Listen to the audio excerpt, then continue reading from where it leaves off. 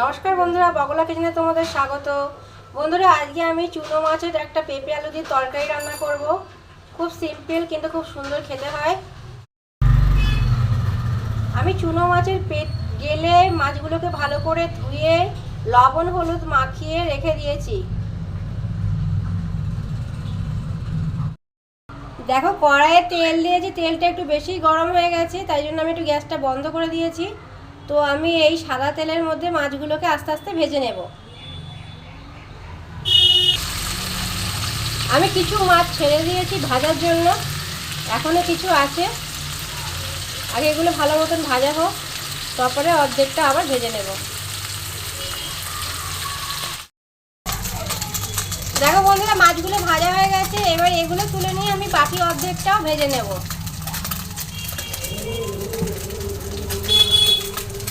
এখানে বন্ধুরা মৌরলা আছে, পুঁটি আছে, আরও দু এক রকম অন্য মাছ রয়েছে। বন্ধুরা দেখো, বাকি মাছগুলো আমি মুচমুচে করে ভেজে নিয়েছি। এবার আমি নামিয়ে নেব। এবার দেখো বন্ধুরা, পেঁপে আর আলু আমি লম্বা লম্বা করে কেটে নিয়েছি, আর একটা টমেটো আমি লম্বা লম্বা করে কুচিয়ে নিয়েছি। পেঁপে আলু আর টমেটো দিয়ে ভালো করে ধুয়ে রেখেছি। কড়াইয়ে আবার একটু সাদা তেল দিয়ে দিয়েছি, দিয়ে গরম করে নিয়েছি তেলটা। এবার আমি দেব একটা রসুন লম্বা লম্বা করে কুচিয়ে রেখেছি, সেইটা। এবার রসুনটা একটু ভালো মতন ভেজে নেব।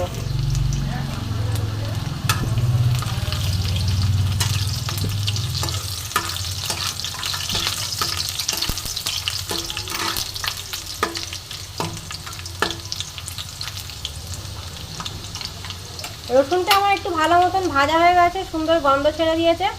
এবার আমি একটু মাঝারি সাইজের পেঁয়াজ কুচি করে কেটে এর মধ্যে দিয়ে দিলাম।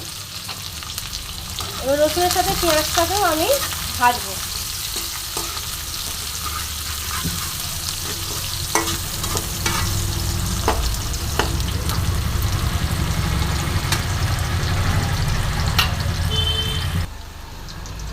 পেঁয়াজটাকেও আমি একটু ভালো করে ভেজে নেব।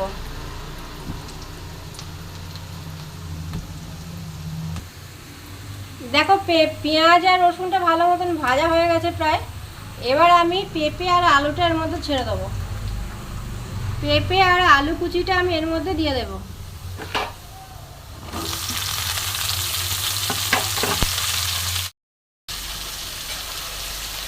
এবার পেঁয়াজ আর রসুনের সাথে আলু আর পেঁপেটাও ভালো মতন ভেজে নেবো। দেখো, আমি দিয়ে দেবো পরিমাণ মতন লবণ আর হলুদ। আমার এই তরকারিটা করার জন্য যতটা লবণ হলুদের দরকার সেটা আমি একবারে দিয়ে দিলাম।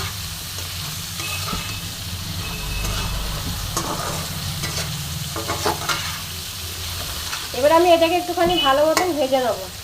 ভাজা হলে পরে আমি বাকি মশলা এতে অ্যাড করব। ভালো মতন ভাজা হয়ে এসেছে। এবার আমি এতে অ্যাড করব একটু জিরে গুঁড়ো, ধনে গুঁড়ো আর একটু লঙ্কা গুঁড়ো। লঙ্কার ঝালটা কিন্তু পুরোপুরি নিজের স্বাদের ওপর। আমি আবার এটার সঙ্গে মেশাবো।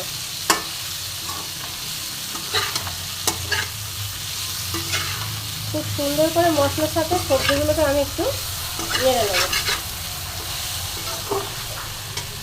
একটা টমেটো কুচিয়ে রেখেছিলাম, সেই টমেটোটা এর মধ্যে দিয়ে দেব।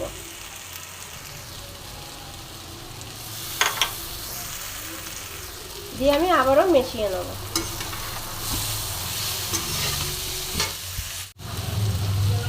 টমেটো জল দিয়ে দিচ্ছি এর মধ্যে।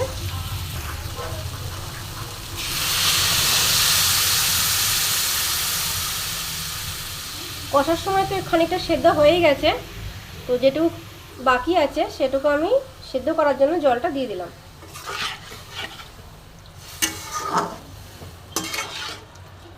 এবার আরেকটুখানি ফুটবে, তারপরে আমি মাছ ভাজাটা দেবো।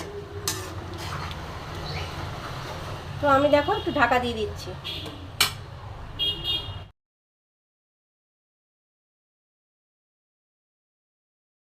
তরকারির ঝোলটা আমার ফুটতে আরম্ভ করে দিয়েছে, আর যেটুকু সিদ্ধ হওয়া বাকি আছে সিদ্ধ হয়ে যাবে। আমি ঢেকে দিচ্ছি, ফ্লেমটা মাঝারি করে রেখেছি।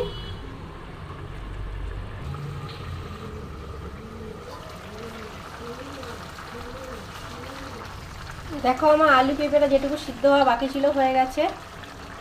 তো এবার আমি এতে 1 চামচ চিনি দিয়ে দেবো।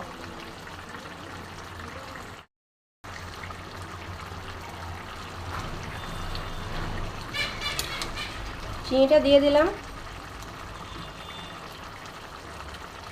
এবার আমি উপরে ভাজা মাছটা দিয়ে দেবো।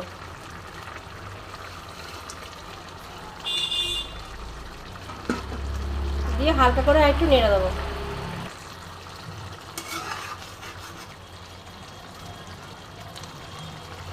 বন্ধুরা এইভাবে আমি আবার 2 মিনিট ঢেকে দেবো।